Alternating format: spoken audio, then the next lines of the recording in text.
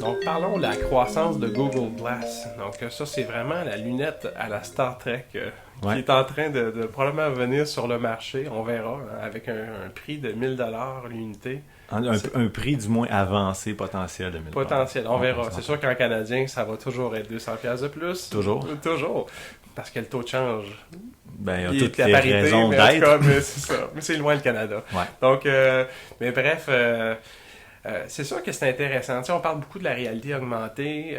C'est sûr que là, on va superposer finalement des informations numériques à ce qu'on regarde. Mm-hmm. Moi, je suis juste inquiet. Tu sais, on a entendu récemment une dame qui est tombée sur les lignes du métro en regardant supposément son cellulaire.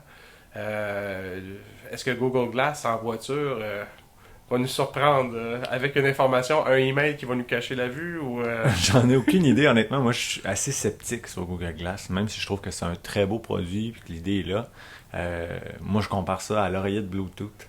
ouais. En termes de look, le petit côté fashion va en prendre un coup à mes yeux, dans le sens où quand je vois quelqu'un dehors avec un oreillette Bluetooth, moi, je trouve ça toujours un peu bizarre. Ça a l'air d'un cyborg, hein? Ouais, un peu. Ouais, un peu. Donc, puis toutes les images que j'ai vues jusqu'à maintenant des gens qui portent la Google Glass, on s'entend que ça fait assez weird.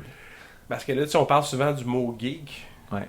Mais là, on tombe finalement, on vient de régresser à nerd. Ah, vraiment. Le nerd là, des années 80, là, tu sais, donc... Donc là, je sais pas. C'est sûr que tu sais, on voit moi, ce que je trouve le plus intéressant, c'est que souvent la critique qu'on a avec les téléphones intelligents, tu sais, le vu qu'on amène toujours notre téléphone, notre appareil photo, on peut faire des vidéos n'importe quand.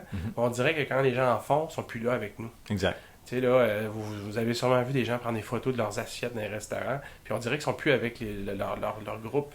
Donc, c'est sûr qu'avec Google Glass, on continue à les regarder. Ils savent pas qu'on est en train de prendre des photos où on se parle à nous-mêmes. C'est sûr que cette partie-là de commande vocale on peut passer pour quelqu'un qui a un léger problème mental. Mais d'un autre côté aussi, même si on aurait pu avoir l'air de quelqu'un que son attention n'est pas concentrée sur ce qu'il est en train de faire, on va juste moins le percevoir, je pense.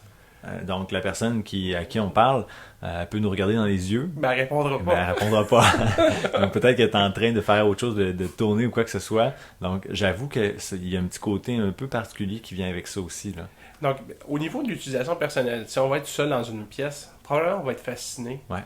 Mais là, toi, je pense que c'est ça, ton hésitation, c'est qu'est-ce que ça va être accepté socialement. Est-ce que la personne elle va trouver ça assez joli pour mettre ça sur son visage puis se promener avec ça? Ben, l'idée, c'est que si toutes les gens portaient des lunettes, j'aurais pas de difficulté à le croire. Mais c'est pas tout le monde qui a des lunettes. Donc, en partant de là, je me dis qu'il y a des gens pour qui c'est plus ou moins d'intérêt à être obligé d'avoir constamment un support sur l'oreille, même s'il y a des trucs bien cool probablement à faire avec une Google Glass. Je suis pas persuadé. Je reste encore très sceptique. Mais ils disent quand même, où est-ce qu'il va y avoir peut-être plus de traction, c'est les gens qui ont les mains occupées finalement. Donc, ouais. En auto, et là, on va revenir encore avec le débat là, de la distraction au volant. Mais quelqu'un qui va être en vélo, il va être capable de voir finalement des indications de GPS, où se rendre. Donc, il n'y a pas besoin d'installer un appareil de plus sur son vélo. Souvent, moi, je fais de la moto avec de l'auto. Ça serait mieux, plus optimisé d'avoir un seul appareil. J'ai pas besoin d'avoir 8 GPS dans ma vie. Là. Je peux en avoir juste un. Puis d'amener ça avec moi.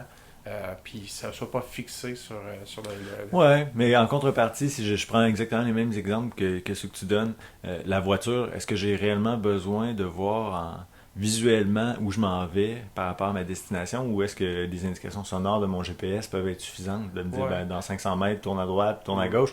Est-ce que ça va nécessiter vraiment ça? Même chose à vélo, peut-être que si finalement ce que j'ai c'est plus à l'oreille, je branche mon écouteur puis on est capable de me dire en passant... Pas l'oreillette là. Non, pas l'oreillette, mais parce que peut-être un écouteur, parce qu'on voit beaucoup de gens à vélo qui ont souvent des écouteurs, qui écoutent de la musique. Donc, je sais pas si d'avoir toujours ça dans la figure, est-ce que ça va vraiment être quelque chose qui va vraiment séduire les gens. J'ai bien hâte. C'est sûr qu'il y a un beau buzz en ce moment autour du produit. Oui, mais ça reste que c'est un gosse, hein. C'est oui. un gadget. Ouais. Mais c'est ça. Mais en gros, moi je me dis toujours, il faut que ça sorte. Il faut que les gens l'aillent entre les mains. Ouais.